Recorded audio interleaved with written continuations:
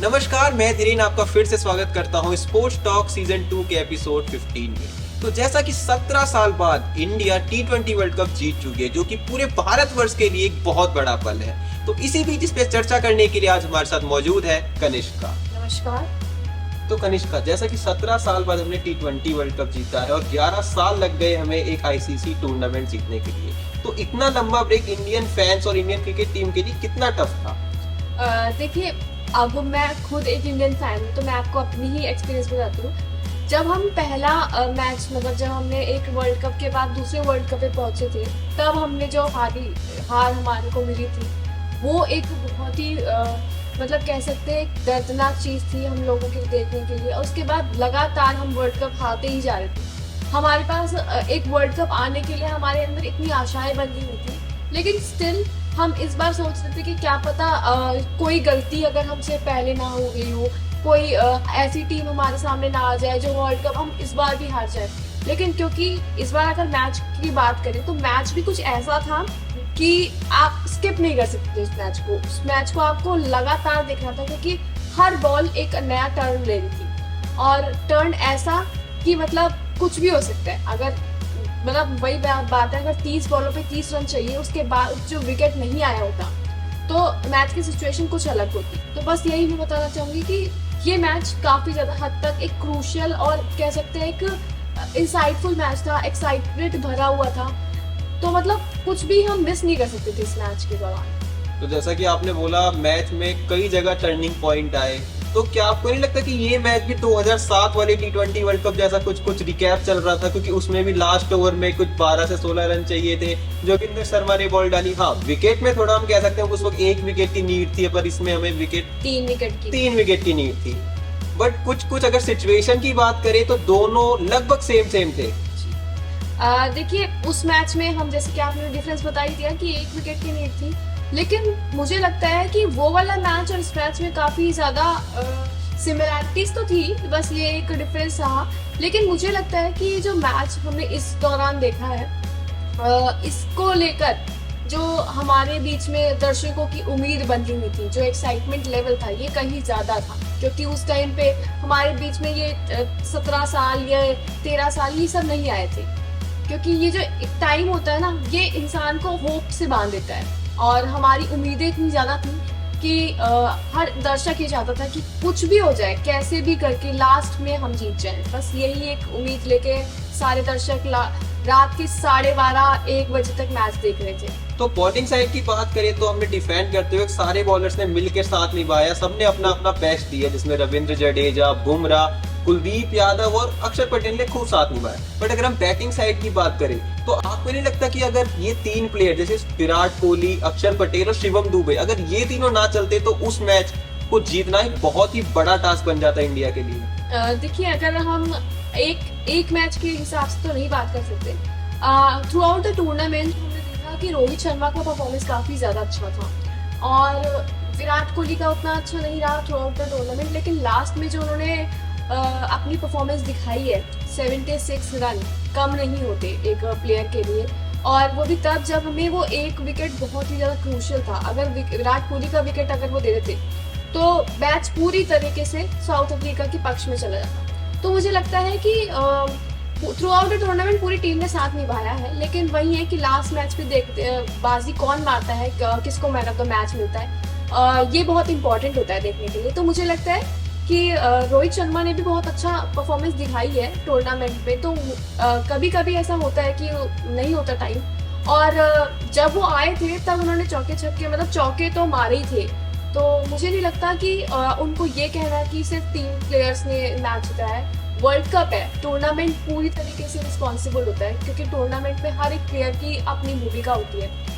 तो ये मेरे को लगता है पूरी टीम का ही को ही देना चाहिए हमें क्रेडिट, क्योंकि कैप्टेंसी भी रोहित शर्मा की ही थी।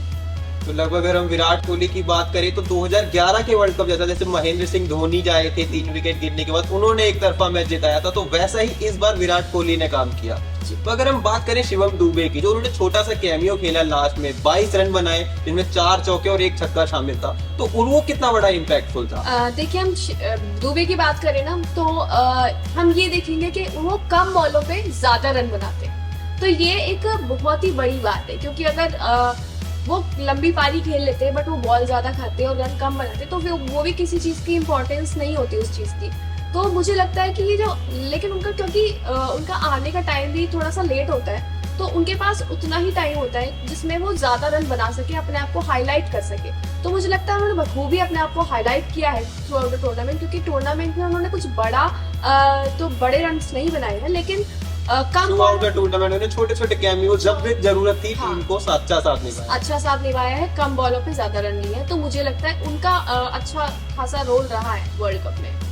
तो इसीलिए तो उनको एक मैच से भी बाहर नहीं करेगी। इतने ट्रोल हो रहे थे वो, जैसे 0 पे आउट हुए सेमीफाइनल में, बट उन्होंने अक्सर ज्यादा से ज्यादा मैच में अपना जो जिस रोल के लिए उनको लिया गया था वो रोल उन्होंने प्रॉपर परफॉर्म किया है। इसलिए अगर रोहित शर्मा के अंदर अगर कोई सारे मैच खेल रहा है तो कोई ना कोई इम्पैक्ट उसके पीछे जरूर होगा। जी बिल्कुल। तो जैसा कि हमने देखा back to back Virat, Rohit और फिर जडेजा, तीनों ने रिटायरमेंट अपनी अनाउंस कर दी है, जो कि बहुत बड़ी बात है। तो इनका अभी एक बैक रिटायरमेंट लेना, मतलब आपको क्या लगता है इन्होंने अभी रिटायरमेंट क्यों ली? क्या एक साल बाद नहीं ले सकते? कि अगला वर्ल्ड कप तक नहीं खेल सकते थे ये लोग? मुझे लगता है कि कुछ हद तक तो एक रीजन ये हो सकता है कि उनका एक प्रॉपर फाइनल एंडिंग जो है ना, हैप्पी एंडिंग कहते हैं उसे, हैप्पी एंडिंग मिल गई थी कि T20 इंटरनेशनल्स में वो जीत गए हैं, तो वहां से रिटायरमेंट अब ले लीजिए। क्योंकि अगर एक इंसान की पर्सनालिटी के अंदर जो करियर होता है ना, उसकी जो एंडिंग होती है वो काफी हैप्पी होनी चाहिए। अगर वो थोड़ी सक्सेसफुल नहीं होती तो वो थोड़ा मेंटल स्टेबिलिटी को भी हार्म करती है। तो मुझे लगता है कि हैप्पी एंडिंग वाला कंटेक्स्ट हो सकता था, लेकिन मुझे जहां तक लगता है कि जडेजा, विराट कोहली, रोहित शर्मा, इनको खुद को लगता है कि अब नई जनरेशन, जैसे कि उन्होंने अपनी लास्ट बाइट में भी, ये इंटरव्यू में भी यही बताया कि वो चाहते हैं कि नई जनरेशन टेक ओवर करे, नई जनरेशन को भी मौका मिले, और उनका जो रोल था वो उन्होंने काफी अच्छी तरीके से अदा कर दिया। नई जनरेशन का रोल आ सकता है, नए प्लेयर्स हैं हमारे पास बहुत, ऋतुराज हैं, रिंकू सिंह है, शुभमन गिल है, बट एक एक्सपीरियंस की बात करें तो पूरी 11 मेंबर की टीम में कुछ एक्सपीरियंस प्लेयर भी होने चाहिए। तो एक्सपीरियंस के नाम पे इंडियन टीम में वो कौन सा एक्सपीरियंस प्लेयर है जो कि इंडियन टीम में अपने एक्सपीरियंस से इंडियन टीम को आगे बढ़ाए? देखिए, अगर एक्सपीरियंस की बात हमें करनी है क्रिकेट टीम में, इंडियन क्रिकेट टीम में, तो मुझे लगता है बुमराह काफी एक्सपीरियंस प्लेयर है, वो काफी टाइम से खेल रहे हैं और अपना रोल भी काफी अच्छे से निभा रहे हैं। इसके साथ हार्दिक पांड्या हो गए, स्काई हो गए, और चहल भी कह सकते हैं कि एक्सपीरियंस कंटेंटर है, एक्सपीरियंस प्लेयर है। तो एक्सपीरियंस यहाँ पे तो काम आ सकता है इनका, और मुझे लगता है क्रिकेट टीम के लिए ये काफी बड़ी बात होगी कि कुछ लोग हट रहे हैं, लेकिन कुछ लोग जो हैं वो भी एक्सपीरियंस लेके अंदर टीम में बने हुए हैं। तो जैसे कैप्टेंसी के लिए तो हार्दिक पांड्या का कंफर्म है कि वो T20 की कैप्टेंसी करेंगे, बट वाइस कैप्टन कौन हो सकता है आने वाली इंडिया टीम का? देखिए, मुझे लगता है कैप्टन के लिए हार्दिक पांड्या तो सुटेबल है ही, लेकिन वाइस कैप्टन के लिए 3 ऑप्शन हो सकते हैं मेरे हिसाब से। ऋषभ पंत, स्काई और बुमराह, ये 3 कंटेंडर ऐसे हैं जिनके पास एक तो एक्सपीरियंस है थोड़ा सा, और दूसरा ये भी कि ये मैनेज काफी अच्छे तरीके से कर सकते हैं। और इनमें से मुझे लगता है स्काई की परफॉर्मेंस को देखते हुए उसको वाइस कैप्टनसी दे सकते हैं ये लोग। क्योंकि जैसे हमने मुंबई इंडियंस में भी देखा है कि Pandya as a new captain अपना रोल अच्छे से निभा रहे हैं और साथ में वाइस कैप्टन के दौर पे स्काई कर रहे हैं, तो इंडियन टीम में भी हमें वही कॉम्बिनेशन बिल्कुल देखने को मिल सकता है। ये कॉम्बिनेशन लेके आए इंडियन क्रिकेट टीम के लिए, तो देखते हैं अब आगे क्या होता है, यू नेवर नो। तो कनिष्का, जैसे कि 3 स्लॉट इंडियन टीम में खाली हो चुके हैं, एक 3 अहम प्लेयर की बहुत बड़ी नींद है इंडिया, और गंभीर भी कोच बनने वाले हैं, तो वो 3 नए प्लेयर कौन से हैं जो कि मतलब इन तीनों को रिप्लेस कर सकेंगे? जैसे कि हम बात करें रोहित शर्मा और कोहली, ये हमारे अभी ओपनिंग कंटेंडर्स हैं। तो अगर इनकी रिप्लेसमेंट की बात करते हैं तो ऋतुराज गायकवाड़ रोहित शर्मा के रिप्लेसमेंट हो सकते हैं, और वही शुभमन गिल ये हो सकते हैं कोहली के रिप्लेसमेंट, जहां तक मैं देख रही हूँ।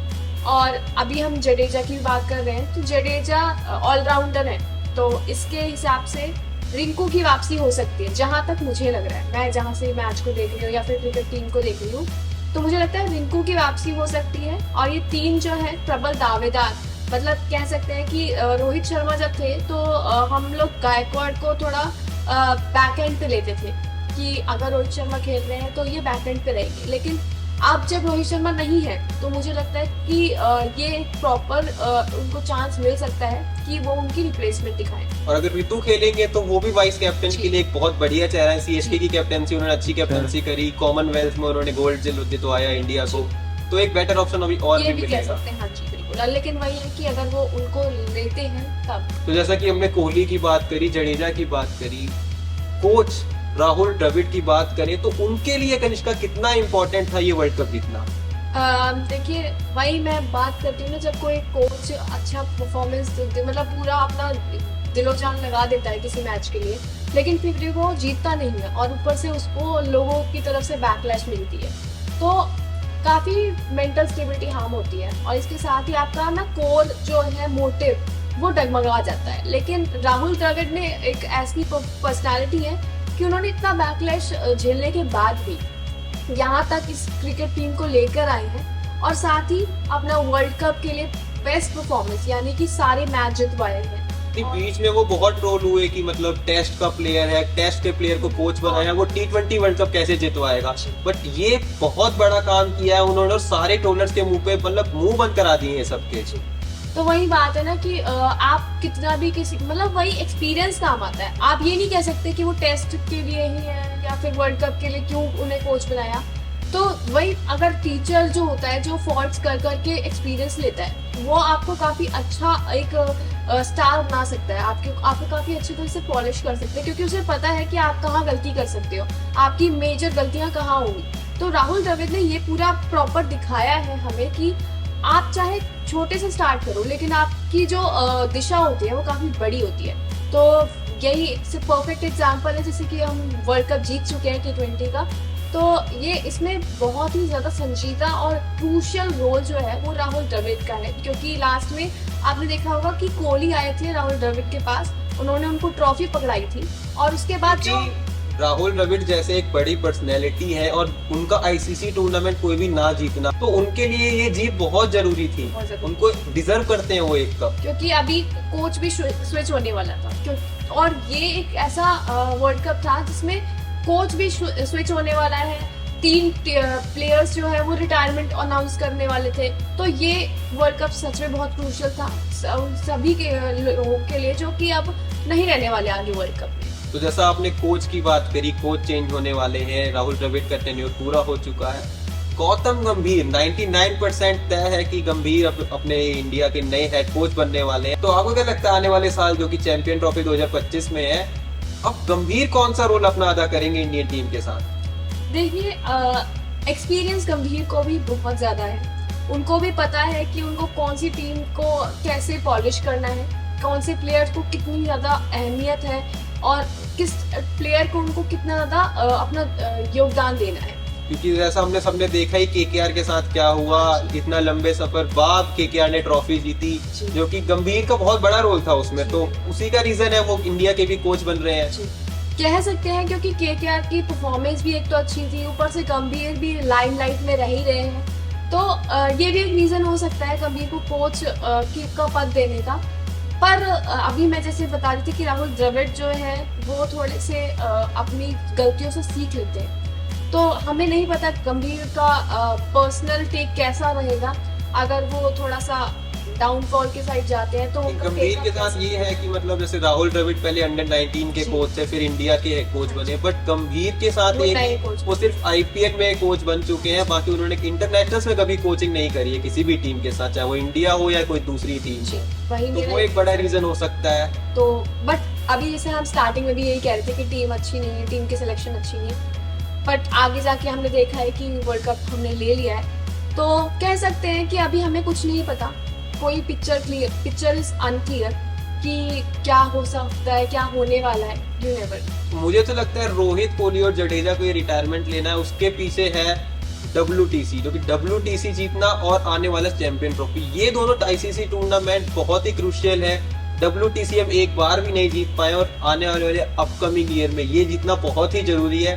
तो कोहली, जडेजा और रोहित, अब टेस्ट में उनको एक बहुत बढ़िया परफॉर्मेंस देनी होगी अपना पहला WTC लाने के लिए। तो कनिष्का पूरे इंडियन टीम के बारे में डिस्कशन हो चुकी है, ऑलमोस्ट सब कुछ चीजें कवर हो चुकी है। अगर हम बात करें साउथ अफ्रीका की, बहुत ही क्रूशियल मूवमेंट था उनके लिए। अगर हम बात क्लासेंट की करें तो मात्र 6 महीने में 3 फाइनल हार गए हैं, जिसके अंदर south Africa, T20 league, IPL और अब T20 वर्ल्ड कप, तो उनके लिए कितना टफ होगा ना ये। जैसे कि साउथ अफ्रीका हम जानते हैं कि थ्रू आउट द टूर्नामेंट उसने भी काफी अच्छा प्रदर्शन दिखाया है, वो भी थ्रू आउट जीतती आई है और फाइनल में हमें कांटे की टक्कर उन्होंने दी है। अगर साउथ अफ्रीका थोड़ी सी भी डगमगा जाती तो वो थोड़ा मैच अनईजी हो जाता, थोड़ा सा अनएक्साइटफुल हो जाता, लेकिन साउथ अफ्रीका ने बहुत ही ज्यादा अच्छा प्रदर्शन दिखाया है और जिसमें मिलर, क्लासन, येसन, इनके 3 जो ये ऐसे लोग हैं जिनके विकेट लेना हमारे लिए इतना क्रूशियल हो गया था और हम सोचते थे कि अगर इनके विकेट नहीं गए तो ये मैच हमसे गए। तो इसी को लेकर क्लासन जो आप जैसे बात कर रहे हैं कि वो लगातार 6 महीने में हारे हैं, तो मुझे ये लगता है कि उनका पर्सनल टेक, जो उनकी पर्सनल परफॉर्मेंस है वो अच्छी ही रही है, लेकिन लक की बात होती है, आप नहीं जीतते कभी कभी, और हम ये नहीं कह सकते कि साउथ अफ्रीका ने हमें इजीली जीत दे दी है। प्रॉपर उन्होंने कांटे की टक्कर दी है, उनका बेस्ट उन्होंने दिया है और कह सकते हैं अगले आने वाले ट्रॉफी में कह सकते हैं क्या, मतलब मुझे जिस तरह से उनकी परफॉर्मेंस रही है मुझे लगता है कि वर्ल्ड कप में नया मुकाबला जो हमारा हो सकता है ऑस्ट्रेलिया के साथ साथ अब साउथ अफ्रीका भी एक ऐसी टीम तैयार साउथ अफ्रीका जैसे पहली टीम मानी जाती थी, देखी जाती थी और वो खेलती थी, तो कुछ कुछ हमें वही झलक नजर आई। बट हाँ, पिछली टीम में चोकर्स का टैग जरूर था साउथ अफ्रीका के पीछे, वो टैग उन्होंने जरूर हटवाया क्योंकि अनबीटन रहे वो पूरे सीजन इंडिया के जैसे। फाइनल में भी उन्होंने अच्छी टक्कर दी इंडिया को, तो चोकर्स का टैग हटाने के लिए उन्होंने बहुत मेहनत की है और वो टैग अब हट चुका है, ये तो हमें कंफर्म करना पड़ेगा सबके साथ।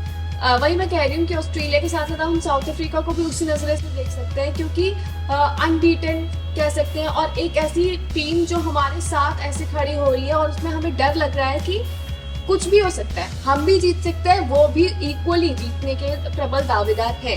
तो मुझे लगता है ये टीम की जो छोटे छोटे चीजें होती हैं, जैसे कि प्लेयर्स हमारे इतने पॉलिश्ड प्लेयर्स है, क्लासन जैसे पॉलिश्ड, मिलर, ये सारे प्लेयर्स ही एक टीम को एक बेस्ट टीम बनाते हैं, जिससे एक दो अलग अलग टीमें आपस में लड़ती हैं और मैच में उतरती हैं और आपस में उनको डर बना रहता है कि हाँ, साउथ अफ्रीका को भी लग रहा होगा कि इंडियन टीम थोड़ी खतरनाक है और हमें भी लग रहा है कि साउथ अफ्रीका काफी अच्छी टीम तैयार हो चुकी है। तो अगर अच्छी टीम तैयार हो चुकी है तो फॉर्मेट्स बिल्कुल चेंज होगा। चैंपियन ट्रॉफी में वो 50 ओवर्स का होगा, तो आपको नहीं लगता कि चैंपियन ट्रॉफी में वो कुछ ऐसा ही परफॉर्म करने वाले हैं या फिर से वही पुरानी साउथ अफ्रीका में देखने को मिलेगी? देखिए, मेरे को नहीं लगता साउथ अफ्रीका वापस बैक एंड पे नहीं जाएगी, वापस अपने, क्योंकि फॉर्मेट बिल्कुल चेंज होगा। फॉर्मेट T20 की बात थी, हाँ, अगर 2026 की बात करते हो तो साउथ अफ्रीका में कुछ ऐसी ही नजर आ सकती है, बट चैंपियन ट्रॉफी में नहीं। मुझे लगता है कि अब कोई भी टीम है वो अगर थोड़ी ऊंचाई पे पहुंच गई है तो वो नीचे गिरना नहीं चाहेगी, तो वो उतनी ही मेहनत, उससे ज्यादा मेहनत, क्योंकि हमने देखा कि वर्ल्ड कप वो हारी है और वो भी बहुत अच्छी खेलने के बाद हारी है। तो मुझे लगता है कुछ लोग रिटायर हो रहे हैं, क्विंटन डिकॉक रिटायर हो रहे हैं, हो सके तो मिलर भी रिटायर हो सकते हैं। मिलर का भी कह नहीं सकते, बट क्विंटन डिकॉक रिटायरमेंट की ओर बढ़ रहे हैं। तो लेकिन मुझे ऐसा लगता है क्योंकि वर्ल्ड कप वो इतना बेस्ट देने के बाद हारे हैं, तो उनके अंदर वो जोश भी होगा कि नहीं, हमें अगला मैच हम जीतना है, कुछ भी हो जाए लेकिन हम बेस्ट देने के बाद हार नहीं सकते। बहुत अच्छी कप्तानी करी एडम वार्नर ने, उनकी सराहना, मतलब एक इंडियन जैसी टीम के सामने उन्होंने इतना क्लोज मैच लाया, मैं तो मतलब बिल्कुल अनफॉरगेटेबल था पूरी। जी, वही मैं कह रही हूँ ना कि अगर कोई भी टीम अगर ऊपर पहुंच जाती है तो वो नीचे नहीं उतरना चाहेगी, और अभी के टाइम पे साउथ अफ्रीका के अंदर इतना जोश है कि वर्ल्ड कप वो छूकर, मतलब कह सकते हैं ना, छूकर वापस उनको नीचे आ गए। प्रॉपर बैलेंस टीम है, रबाडा है उनके पास, तो मुझे लगता है ये आगे जाके भी काफी अच्छा प्रदर्शन कर सकती है। तो करिश्मा, हमारे साथ जुड़ने के लिए आपका बहुत बहुत धन्यवाद। जी हाँ, आपका भी धन्यवाद, क्योंकि मुझे इतनी ज्यादा चीजें थी मेरे मन में बोलने के लिए वर्ल्ड कप को लेकर, आगे आने वाले फ्यूचर को लेकर क्रिकेट टीम की, तो वो भी काफी ज्यादा क्लियर हुई है और मुझे एक प्लेटफॉर्म मिला कि वहाँ पे मैं बोल सकती हूँ अपनी चीजें, तो उसके लिए भी आपका धन्यवाद, बहुत बहुत। तो आज के इस एपिसोड में बस इतना ही। ये था सीजन 2 का है, बहुत जल्द मिलेंगे सीजन 3 में कुछ नए अंदाज के साथ। तब तक के लिए मुझे दीजिए इजाजत, धन्यवाद।